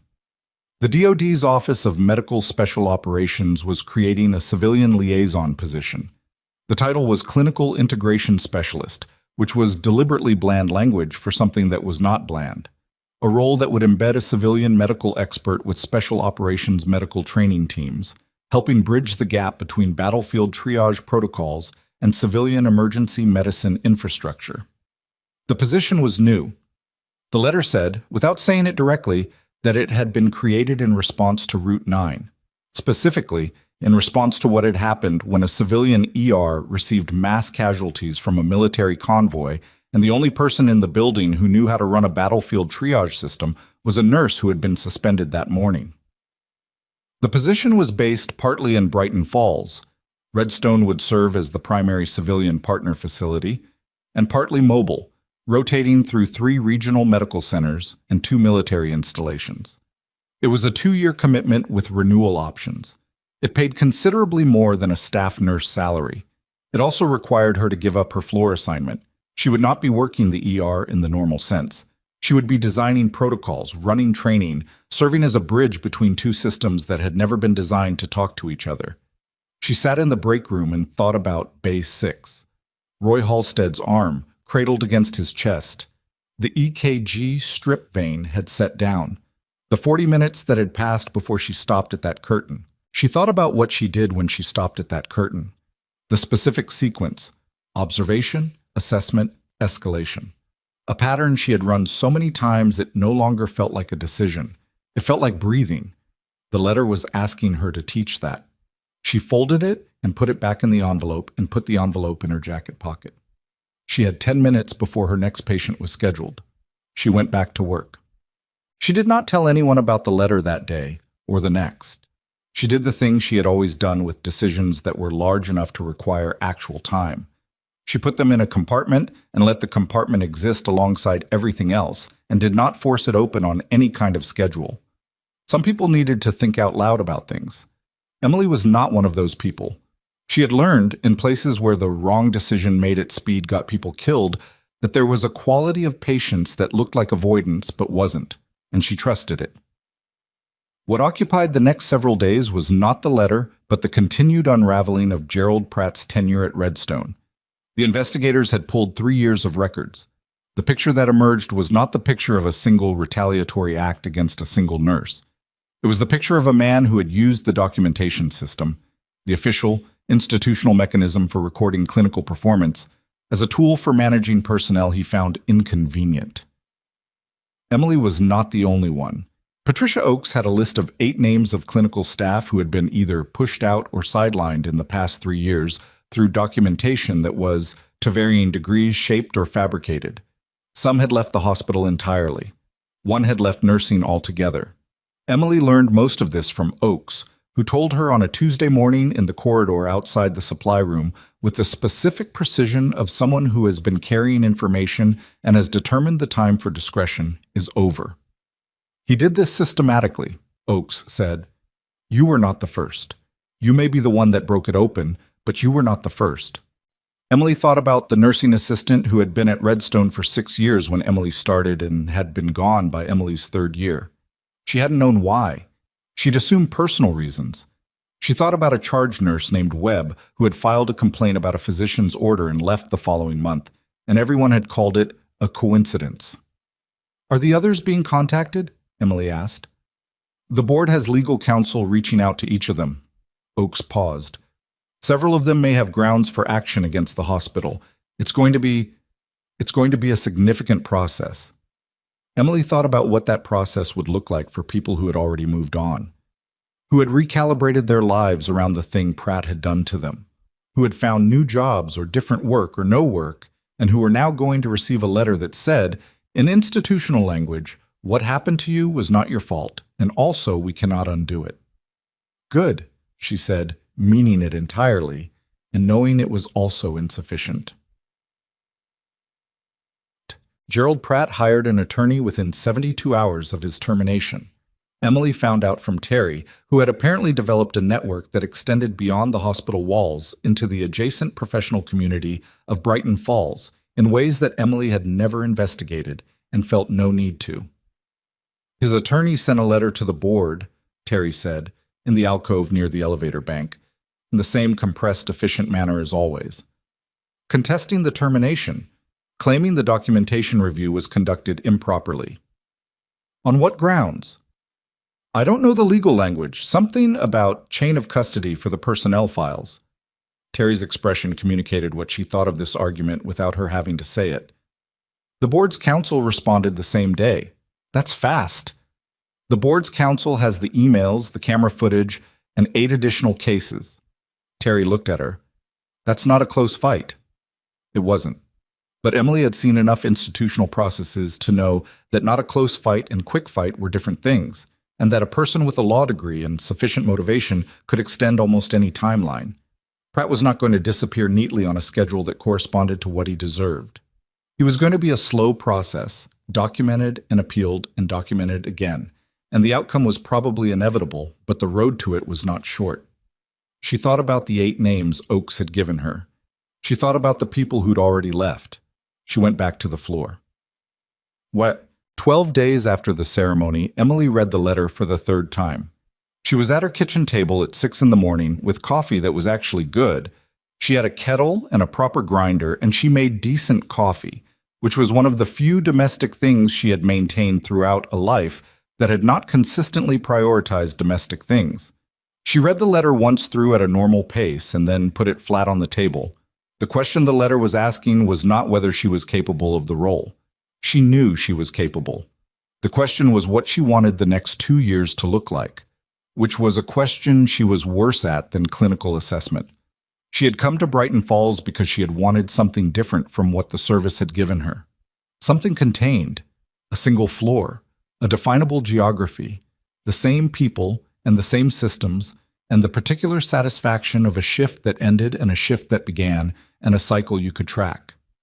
She had spent years in environments that were by design uncontrolled, and she had been good in them, and she had needed to leave them. She thought about what she'd done during Route 9, the floor in crisis, the automatic conversion of that space, in her mind, into something she already knew how to operate. She had not chosen to do that. It had simply been what the situation required and what she was, underneath everything, trained for. She thought about the residents. Domingo, asking about the airway approach. Ferris, who had looked at her decompression and said good call without ceremony. The second year who had almost made the intubation error, who had come to find her twice in the days after Route 9 to ask questions she had answered precisely and without condescension. She thought about the 8 people Pratt had removed from this system over 3 years, and she thought about what those years would have looked like if those 8 people had stayed and had been able to do what she'd done in that bay. Not heroically, just competently, which was the word nobody was using, but which was the right one. She made her decision. She was going to need to tell Solis first, then Oakes, then she was going to call Sloan. She drank her coffee, and then she got ready for work. Solis was between patients when Emily caught her at 9:15 in the corridor outside Bay 3. The update was brief. Solis listened without interrupting, which was how she operated. When Emily finished, Solis said, "You're taking it." "I'm taking it." Solis looked at her for a moment. Something moved across her face that was complicated in the specific way that complicated things are, when you have worked beside someone and you understand exactly what they're worth, and you are simultaneously glad for them and aware of what the room loses. "The floor is going to be worse without you on it," she said. "The floor is going to be better if what I build works." Solis considered this. "That's probably true. I'll still be here. The position is based partly here. You'll see me." "I know." Solis straightened. She had a patient and they both knew it. "Go tell Oakes before she hears it from Terry." Oakes's response was to sit down in her chair, fold her hands on her desk, and look at Emily with an expression that was, for about 4 seconds, entirely unguarded. "This is the right decision," she said. "I think so. The board is going to be relieved. They've been trying to figure out how to ask you to do something like this without overstepping." Emily thought about this. Was the position designed around me specifically? Oakes was quiet for a moment. That was its own answer. The DOD approached the board, Oakes said carefully. The timing was, the position existed as a concept before Route 9. Route 9 accelerated the conversation, and you were the clear candidate because you are, she paused, because the gap between your clinical capability and your official role here has been obvious to people who were paying attention for some time. Emily sat with that. 6 years. The gap had been obvious for some time. Pratt was paying attention, she said. Yes. Oakes's voice was dry. For the wrong reasons. There was a pause between them that was not uncomfortable. The 8 people he removed, Emily said. Has anyone reached out to Carla Webb? Oakes blinked once. You know about Webb? I knew her. Not well. She left in my 3rd year. I always wondered. The board's counsel has been in contact. Oakes's expression shifted. She's in Millbrook now. Left nursing after Redstone. She's been working in administration at a logistics company. She paused. She filed a response to legal that said, and I'm quoting this approximately, I would like to know that this can't happen again. That's more important to me than any settlement. Emily looked at the window of Oakes's office, which faced an interior atrium and got no natural light and had a plant on the sill that was doing its best. Then that's what we build, Emily said. Oh, Sloane's phone rang twice before he picked up. Miss Carter. I'm accepting the position, she said. I have 2 conditions. A pause. Tell me. Redstone needs to be the primary partner facility, not a secondary. Whatever protocols we develop need to be piloted here first, with the staff who were in that building during Route 9. They know what the gap looks like. That knowledge matters. Agreed. What's the second condition? The training program needs a civilian component, not just clinical staff, first responders, paramedics, fire. If the system is going to work, it has to work for the whole chain, not just the hospital end. That's outside the current scope of the position as written. I know. She waited. Another pause, longer. She could hear him thinking through whatever he needed to think through. I can take that to the office, he said. I think it's a reasonable expansion given the Route 9 context. I can't promise it today. I'm not asking for today. I'm asking for you to try. I'll try. Then I'm accepting. She hung up and sat for a moment with the phone in her hand. The decision had a weight to it that was different from what she'd expected. Not heavier or lighter, just different. More specific. Like something had moved from the abstract to the actual, which was always a different texture. She called Harwick next. He picked up on the first ring. I heard, he said. She almost smiled. How? Sloane is efficient. A pause. You made the right call, Emily. You don't know my conditions. I know what your conditions would be. His voice had something in it she hadn't heard before. A quality of settling, like a long-held tension releasing in a small and specific way. The training expansion especially. That's going to take some maneuvering, but it's the right scope. Can you help with the maneuvering? I already started. She wasn't surprised. She also wasn't going to pretend she wasn't grateful, because she was, and she had gotten old enough to be able to hold gratitude and complicated history in the same hand. Harwick. She looked at the wall of her apartment. The record correction, the commendation. Thank you. I mean that without qualification. He was quiet for a moment. I should have done it 3 years ago. Yes. I know. Neither of them said anything for a moment. Take care of yourself, she said. You too. Bob. Gerald Pratt's attorney filed a motion to delay the Personnel Review Board's findings. The motion was denied on a Thursday morning, 11 days after it was submitted. Emily knew this because Terry texted her a single word, denied, at 9:17 a.m., which Emily received while she was reviewing the first draft of a mass casualty triage protocol she was building from scratch on a whiteboard in the conference room that the hospital had assigned her for the transition period. She looked at the text. She set her phone face down on the table. She went back to the whiteboard. The protocol was the thing. The protocol was what outlasted the circumstances that had created it. Pratt's downfall, however it resolved, would take the shape it took. The legal process, the professional consequences, whatever remained when the institutional machinery finished with him. She didn't need to watch that particular clock, but 2 weeks later she watched it anyway, because it was unavoidable. The State Medical Licensing Board's disciplinary committee held an open session on a Friday morning, which was unusual. Open sessions of this type were not common. They happened when the committee had determined that the nature of the conduct warranted public record. Not just institutional record, but public. Emily did not attend. She was at Redstone in the conference room working, but she knew it was happening and she looked up the transcript that afternoon when it was posted. Pratt did not hold a medical license. He was an administrator. But the licensing board had jurisdiction over the conduct of individuals involved in the oversight of clinical documentation, and what Pratt had done, fabricating clinical performance records in a medical facility, was within that jurisdiction in a specific and actionable way. The committee's findings were 22 pages. Emily read approximately a third of them, which was the third that pertained to the documented conduct. Pratt had, across 3 years, created or caused to be created 17 instances of false or misleading personnel documentation. 11 of those instances involved nurses. 6 involved other clinical staff.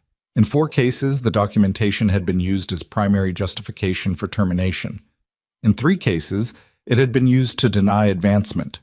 In the remaining cases, it had been used to create a documented basis for future action, essentially preparing the ground for termination that hadn't happened yet.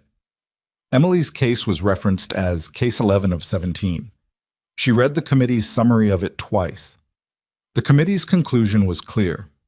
Pratt was to be permanently barred from serving in any administrative capacity in a licensed medical facility in the state. The finding would be forwarded to the National Database for Healthcare Administrator Credentialing. He could not be quietly reemployed at another hospital. The finding would follow him. Emily put down the transcript. She looked at the whiteboard, which had a partial mass casualty protocol on it, and a list of questions she hadn't answered yet, and a section she'd labeled training cohort structure that she hadn't started. She picked up her marker. She worked until 7. Vane resigned his position as Associate Chief Medical Officer on a Monday, 6 weeks after Route 9. He did not resign from the hospital entirely. He returned to a clinical role in emergency medicine, which was where he had started before the administrative appointments began accumulating. Emily learned about it from Solis, who told her with a neutrality that communicated several things at once. He requested a clinical reassignment, Solis said. He's going to be an attending in the main ER. Emily considered this. How do you feel about that? He's a good physician when he's being a physician. Solis paused. He's better when he's not in a room with Gerald Pratt. Another pause. Gerald Pratt is not in any rooms anymore. No. So, Solis spread her hands slightly. We'll see. What happened on Vane's first shift back in the ER was not dramatic. He walked in, took his assignment, worked his patients. At one point, he and Emily were in adjacent bays working adjacent patients, and she passed him a chart she needed him to countersign for a medication escalation. He looked at it, signed it without delay, handed it back. This look right to you? She said, meaning the dosing calculation. He checked it. Bump the second interval by 15 minutes. Otherwise, yes. She bumped the interval. The patient's pain management improved within the hour. They did not discuss it further. It was not forgiveness, and it was not the absence of history. It was 2 people in a room doing the thing the room required. Emily had learned that this was sometimes the most functional outcome available, and she had stopped expecting it to feel like more than it was. Bam! The email arrived on a Wednesday. It was not from Sloan. It was from an address Emily didn't recognize, with the name she did, Carla Webb. Ms. Carter, I don't know if you know who I am. I worked at Redstone from 2017 to 2020. I left under circumstances I was told were performance-related. I've since learned that was not accurate. I was told by the board's counsel that you've been involved in building a new training and oversight program. I don't know what that looks like yet. I wanted to say, for whatever it's worth, That what happened at Redstone happened to me when I was 33, and it changed what I thought I could do. If what you're building makes it so that doesn't happen to someone else, that matters to me more than anything the settlement offers. I don't want anything from you. I just wanted to say that. Emily read it twice. She sat in the conference room for a moment after. She thought about 33. She thought about leaving nursing for a logistics company in Millbrook. She wrote back, Ms. Webb, I know who you are. What happened to you was wrong, and the institution failed you. I'm sorry you carried that for 3 years. What I'm building is specifically designed to prevent what Pratt was able to do, both clinically and structurally. The oversight protocols will include documentation audit requirements that would have flagged his conduct within the first year. That won't fix what already happened, but it's what I can do now. Thank you for writing. She looked at what she'd written. It wasn't enough. It was also the truth, and the truth was the only currency she had. She sent it. The first formal review of the new clinical integration position came at 60 days. Sloan ran it, along with 2 people from the DoD office Emily hadn't met. They sat in the conference room at Redstone and went through the deliverables, the triage protocol, the training curriculum framework, the proposed cohort structure, the documentation audit system she'd designed as a secondary deliverable that had not been in the original scope. The audit system was the thing that surprised them. This wasn't in the position description, one of the DoD representatives said. A woman named Hartwell, precise and direct in a way Emily respected immediately. It became apparent in the first week that the clinical problem and the administrative problem were connected, Emily said. The triage gap during Route 9 happened partly because the best-positioned clinical staff had been systematically removed. You can't fix one without addressing the other. Hartwell looked at the framework. This would require hospital HR cooperation. Oakes has already agreed in principle. The board approved a pilot. Hartwell looked at Sloan. He was doing the thing Emily had come to recognize, his neutral expression that was not neutral but was managing itself. This is outside the funded scope, he said. I did it on the same hours, Emily said. It's the same problem viewed from a different angle. Another look between them. Hartwell put the framework document flat on the table. We're going to need to take this back to the office. I know. It's going to require a scope expansion. I know. That takes time. I'm not going anywhere for 2 years. She met Hartwell's eyes. Take the time you need. The scope expansion was approved in week 10, faster than anyone had projected. Sloan called to tell her, and she could hear the particular quality of institutional surprise in his voice, the sound of a bureaucratic timeline outrunning its own expectations. Hartwell pushed it, he said. She wrote a 14-page argument to the committee. I didn't expect that. Neither did she, I think. A pause.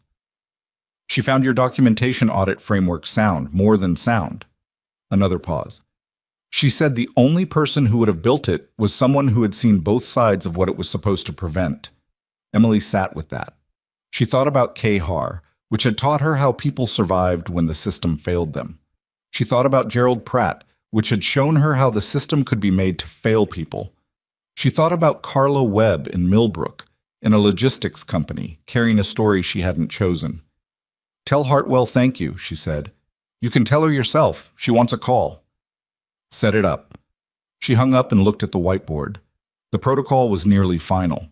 The training curriculum had a first draft that she was unhappy with in specific ways that she knew how to fix.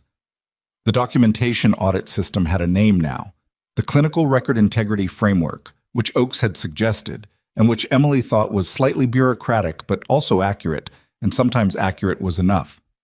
She picked up her marker and started on the section she'd been putting off. The training cohort structure, which was the part where she had to decide how to teach what she knew to people who had not been where she'd been and who would never need to be, but who needed to be able to do the same work in the spaces where they stood. She wrote for an hour. She got it wrong twice and crossed it out twice. The third version was better. She was still working at 8 o'clock when the conference room door opened and Solis looked in. Vane's looking for you, she said. Emily looked up from the whiteboard. For what? He didn't say. Solis paused. He looked like someone who has found something out and is deciding how to handle the finding. Something about the phrasing made Emily's hand stop on the marker. It was a specific phrasing. Solus was a specific person. Where is he? Bay 2. Emily capped her marker. She went to Bay 2. Vane was alone in the bay, which was currently empty of patients, standing with a tablet in his hands and the expression of a man who has been looking at something for long enough that his face has settled into a fixed position around it. He looked up when Emily came in. "I was reviewing the Route 9 records," he said, "as part of the protocol validation you asked me to consult on." "Right. There's a discrepancy." He held out the tablet. "In the triage log, the timestamps." She took it. She looked at what he was showing her. The triage log from Route 9 had been entered by a charge nurse during the event, which was standard. It logged each patient, their presenting condition, the time of assessment, and the clinician who conducted it. Emily's name appeared 11 times, but the timestamps had been edited. She could see it in the metadata column that Vane had pulled up alongside the visible log. The original timestamps and the modified timestamps, side by side. Someone had gone into the system after the fact and moved the times on 3 of her entries by 20 to 30 minutes each, in a direction that made it look like she had reached those patients later than she had. And in 2 of those cases, the adjustment made it look like a physician had assessed the patient first, before Emily. She looked at the original timestamps. She looked at the modifications. She looked at the user ID in the edit column. The edits had been made by a single user on the night after Route 9. The user ID was GLP-admin-003. She looked at Vane. Gerald Pratt had admin access to the clinical documentation system, Vane said. His voice was careful and flat. "I checked. That access wasn't revoked until 2 days after his termination." Emily looked back at the tablet, the modified timestamps, the specific direction of the edits, not random, not a correction, but a systematic rewriting of who had acted first and when and in what sequence. "He tried to rewrite the record," she said. "He did rewrite it. The question is what the original timestamps show in comparison to the clinical outcomes." Vane paused. "If the originals are accurate, and I believe they are, based on the patient outcome timing, then 3 of the patients you reached first were documented as physician-assessed, which means the record of Route 9, as it currently stands in the official log, does not accurately reflect what happened." Emily looked at him. "The board doesn't have the metadata," Vane continued. "The investigators didn't pull the edit history. They pulled the current log." She absorbed this. "How long have you had this?" she said. "I found it 90 minutes ago. And you came to me first. You're the clinical integration lead on Route 9 protocol validation." He paused. "And it's your record." She handed the tablet back to him. "We need to call the board's counsel. Tonight." "I know. And we need to preserve that metadata file before anything else moves." "Already done. I saved a copy to the external drive before I came to find you." He looked at her. "Emily, this is... If Pratt modified the clinical record of a mass casualty event to reduce the documented contribution of a nurse he'd just suspended," he stopped. "That's not an HR matter anymore." She knew what it was. It was evidence of tampering with official medical documentation during an active federal investigation into mass casualty patient care. It was a different category of thing from anything that had come before. It was the kind of thing that turned a civil process into a criminal one. She looked at the empty bay around them, the monitors off, the equipment in its resting positions, the overhead lights steady and cold. "Call the board's counsel," she said. "I'll call Sloan." She pulled out her phone. Vane was already dialing, and somewhere across Brighton Falls, in whatever arrangement Gerald Pratt had made of his days since his termination, his phone had not yet rung. It was going to. Sloan picked up on the second ring. Emily told him what Vane had found. She was concise about it. User ID, timestamp discrepancies, the direction of the edits, the window of access. She gave him the sequence in the order that mattered. What was changed, when, by whom, and what it meant for the existing investigative record. She did not editorialize. She let the facts be the facts. There was a silence on his end when she finished. Not the silence of someone absorbing surprise, the silence of someone absorbing the weight of something they already half expected. "How solid is the metadata?" he said. Vane pulled it from the system's audit trail. It's native to the documentation platform, not something that can be attributed to user error or system glitch. It's an intentional edit log.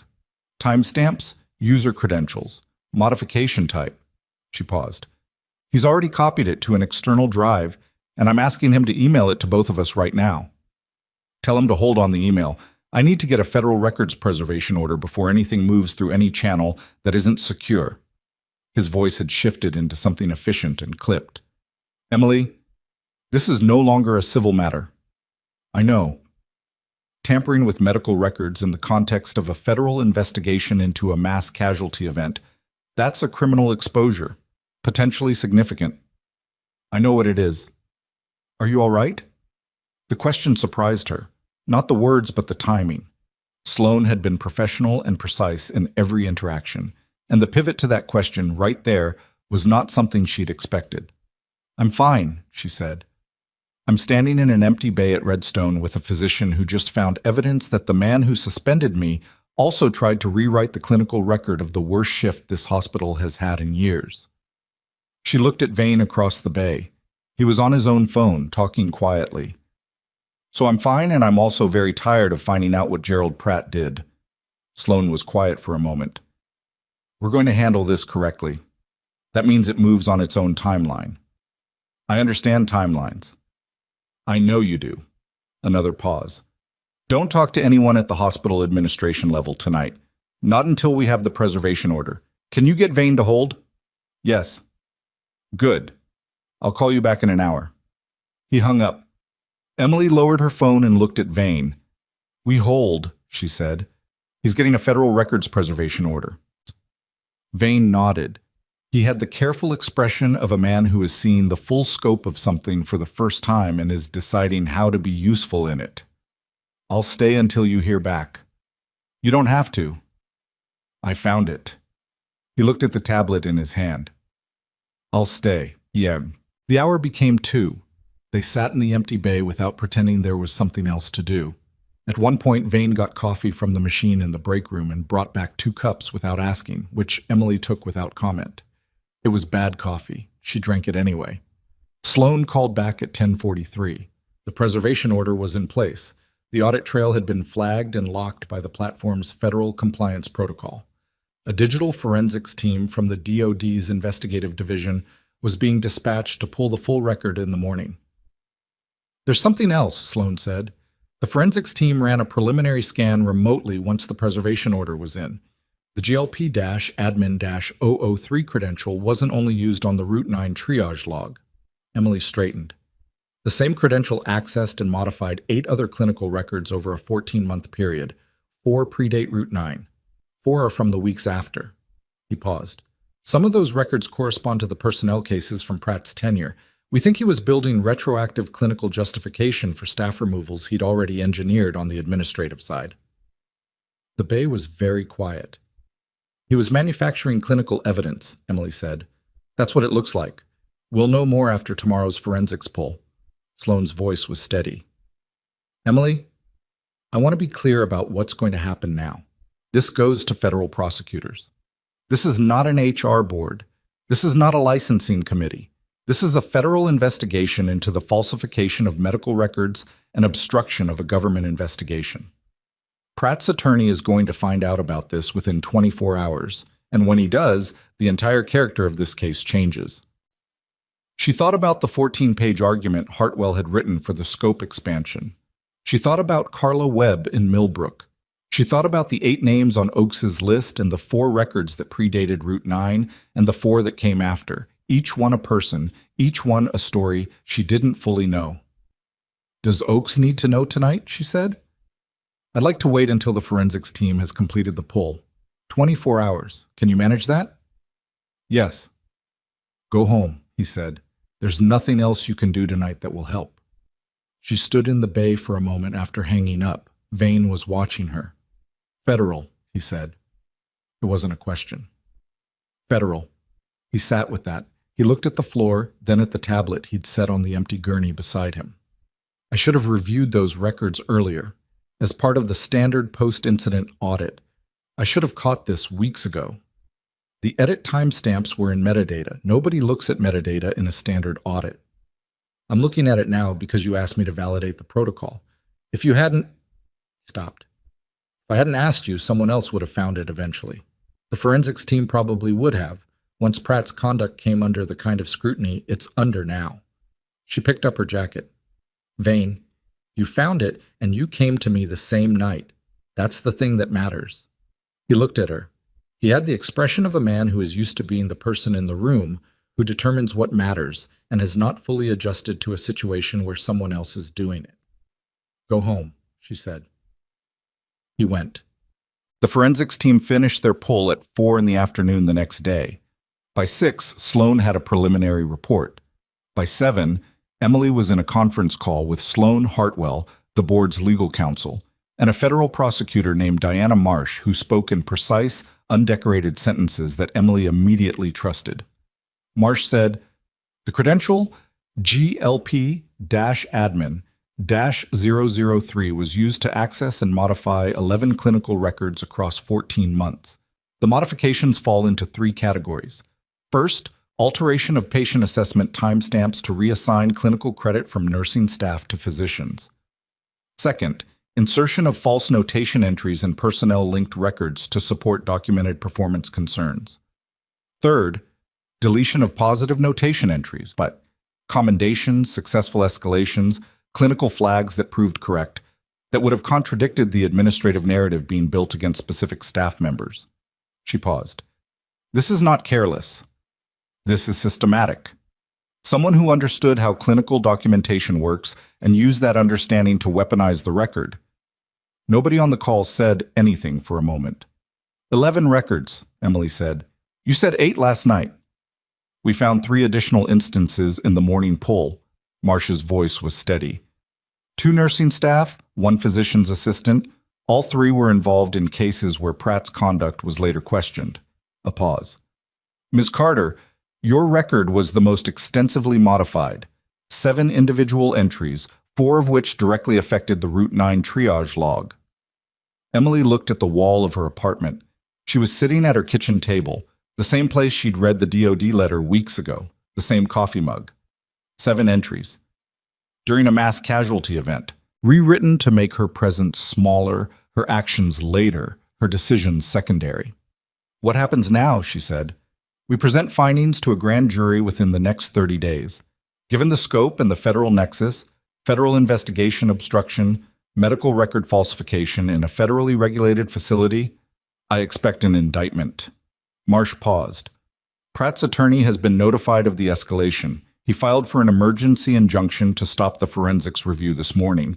It was denied by 2 p.m. "His attorney moved fast," Sloan said. "Fast doesn't mean effective." Marsh's tone was precise. "The attorney knows what the record shows. An injunction was the only play available, and it failed. From here, the timeline is mine." Emily absorbed this. The systematic nature of it was the thing she kept returning to, not the individual acts, but the architecture of them, the understanding required to do what Pratt had done, the time it must have taken, the patience of it, which was the most unsettling part. A man sitting at a computer, in the quiet of an administrative office, carefully adjusting timestamps and deleting commendations, building a version of events that served him. She had worked in the same building as that for 6 years and had not known it was happening. None of them had. "The 11 people whose records were modified," Emily said. "Are they being notified?" "The board is handling that in coordination with counsel," Marsh said. "Yes, all 11, including the ones who've already left." "Including those?" Emily was quiet for a moment. Then, "Thank you." The grand jury indictment came in 22 days, not 30. Gerald Pratt was indicted on 6 federal counts.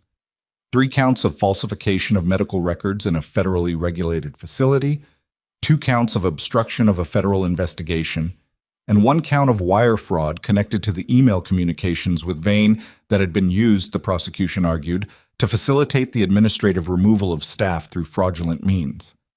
Emily found out from Sloan at 8 in the morning before her shift. She stood in the parking garage of Redstone and listened, and when he was done, she said, Is there anything required from me? Not right now. You may be called as a witness at trial. That's months away. Okay. Emily, he paused. How are you processing this? She thought about the question honestly. I'm relieved, she said, and it doesn't fix what he did to the people who left. That part is just its own thing that exists. Yes. But the indictment matters, not just for me. It does. He paused again. The licensing board's permanent bar stands, regardless of trial outcome. He's already done in the industry. She looked at the concrete pillar with the old dent in it, the oxidized paint, the pillar just being itself. Good, she said. Oakes called a staff meeting 2 days after the indictment became public. It was not a mandatory meeting, and it was not a formal one. She sent a message to clinical staff that said there would be coffee and 20 minutes in the second-floor meeting room at 7 a.m. if anyone wanted to come. Most of the floor came. Oakes stood at the front of the room, which was crowded enough that people were against the walls, and she did not give a long speech. She said that the investigation's findings were now public, and that anyone with questions about their own personnel file could schedule a one-on-one with her or with the board's counsel. She said that the hospital's documentation audit system, the clinical record integrity framework, which Emily had built and which had been formally adopted 2 weeks prior, was now active and would conduct quarterly audits of all clinical record modifications. She said that any employee who had been terminated or pressured to leave during Pratt's tenure had the right to request a full file review, and the hospital was reaching out to each of them individually. Then she looked at the room. She was 61 years old, and she had worked in nursing for 38 years, and she had the specific quality of a person who has been in enough rooms to know which ones matter. I want to say something that is not about process, she said.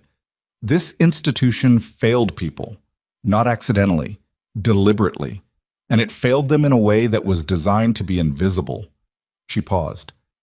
The only reason it became visible was because one person did not leave when she was told to leave. And in doing that, she created the conditions for the rest of this to come out. She looked at Emily, who was standing near the back of the room. That's not a small thing. I want it said out loud in this room before we all go back to work. The room was quiet. Emily looked at the window. The sky outside was a flat November gray that was neither dramatic nor particularly beautiful, just the sky doing what November skies did in Brighton Falls. She was aware of the people around her. Solis a few feet to her left. Domingo, against the opposite wall. Brent. Terry, who had shown up to a meeting that was not technically within her department and had stationed herself near the door with the manner of someone who had earned the right to be there. Vane, near the front, who had come and who had told Emily he was coming, which was the right thing. She was aware of all of it, and she let it be what it was without trying to make it larger or smaller. 3 months after Route 9, Emily ran the first training cohort of the new program. It was 16 people, 4 ER nurses, 3 residents, 2 attending physicians, 4 paramedics from the county EMS system, 2 firefighter EMTs from the Brighton Falls Fire Department. It was, deliberately, not a lecture. Emily had designed it around the same principle that had governed everything she'd done in the military and in this hospital. You learn the thing by doing the thing, under conditions that are as close to the real thing as can be safely arranged. She built scenarios, not simulations, scenarios. Real problems with real decision sequences and real consequences inside a controlled environment. A mass casualty intake with insufficient staff. A triage situation where the most critical patient presented deceptively. A case where the physician's initial read was wrong and the nurse's read was right, and the question was what each person in the room did with that information. That last one was not in the original curriculum. She added it herself, in the 3rd week because it kept coming up in the debrief sessions. People wanted to talk about it. Not abstractly, specifically. What do you do when you know you're right and the person with more institutional authority is wrong, and the patient is in the middle and you have about 90 seconds to act? She did not give them a clean answer. She gave them the conditions under which each possible answer had to be weighed, and she gave them the clinical framework for distinguishing different judgment from wrong judgment. And she let them work through the scenarios until they'd made decisions they could articulate and defend. At the end of the 3rd session, a paramedic named Tomas said, This is the first training I've done where someone is actually asking me to think instead of follow a checklist. Emily looked at him. The checklist is for when thinking is too slow. Right now, we're training the thinking. What happens when they conflict? Then you know what you know, and you act on it, and you document everything, and you make it impossible for someone to erase it afterward. She looked around the room. That's also part of what we're building here. Carla Webb came back. Not to Redstone. She did not come back to Redstone, and Emily did not expect her to. And the expectation that a person must return to the place that broke them in order for the story to feel complete was something Emily had never subscribed to. Carla Webb stayed in Millbrook, but she enrolled in the extended training cohort, the one Emily had designed for clinical staff outside the immediate Redstone system, and she drove 2 hours each way on the 3 Saturdays it met. Emily did not single her out. She treated her the same as every other participant, which was what Webb had communicated, without words, that she wanted. She was sharp, sharper than Emily had expected, though she didn't know why she'd expected anything, and she asked the kind of questions that came from someone who had processed a wound over a long time and had arrived eventually at the other side of it with her capacity for precision intact. On the last day of the cohort, when the room was clearing out and people were collecting their materials, Webb stopped at the door and looked back at Emily. "I'm thinking about going back to clinical work," she said. "Millbrook General is a good facility." "I know." A pause. "I looked it up. After the first session." Emily looked at her. "You'd be good at it." "I was good at it before." She said it without self-pity, just the flat statement of someone who has arrived at a clear view of a true thing. "I'd like to be good at it again." "Then be good at it again." Webb looked at her for a moment. Then she nodded once and left. Emily stood in the empty training room. The chairs were still arranged from the scenario work, in a slightly chaotic cluster that reflected the reality of 16 people moving fast in a confined space. She didn't straighten them immediately. She stood there and looked at the room. She thought about something Rourke had written in his statement. She made a decision to stay that nobody required her to make. She had thought about that sentence more than she'd expected to in the months since. Not because she needed the validation of it, but because of the specific quality of its observation. Nobody required it. That was the thing. There was no regulation that kept her in Bay 6 when Pratt told her to go. There was no written protocol that sent her back through those doors when the ambulances came. There was no rule that required her to secure an airway at midnight in a parking garage, or stay with a veteran who was going gray around the mouth, or suture her own arm so she could keep working. The thing that had kept her moving was not a rule. It was a conclusion she had arrived at, somewhere along the way, that the difference between a person who stays and a person who leaves, in the moments that actually matter, is not capability. It is a decision about what you owe to the space you occupy, to the room you're in, to the person in front of you. She had never framed it that way while it was happening. She had just done the next thing. That was all it was. Every time. The next thing. But she understood now that teaching people the next thing, in sequence, under pressure, with the full weight of consequence attached, was not a smaller version of being in the field. It was the same work in a different form, maybe larger. Because one person doing the right thing in one room, under fire, was one set of outcomes. 16 people, trained to know what they knew and to act on it and to refuse to let it be erased. That was a different kind of math. She pulled out a chair and sat down. She had notes to review before the next cohort and a call with Hartwell in the afternoon about expanding the program to the 2nd Regional Medical Center. She wrote for 20 minutes. Then she stopped and looked at the ceiling, which was ordinary institutional tile, flat and white. She thought about the corridor where Dale had walked her out 9 months ago, the morning shift, the gas station coffee, the 40 minutes Roy Halstead had spent behind a curtain while the department managed other priorities. The EKG strip vane had set down. The specific sound of a military helicopter shaking the windows of a building she'd just been removed from. The path from that morning to this room was not a straight line. It was not a clean arc. It had been a series of decisions made in conditions that were often confusing and sometimes unjust, and occasionally frightening by a person who was not particularly remarkable and who was not pretending otherwise.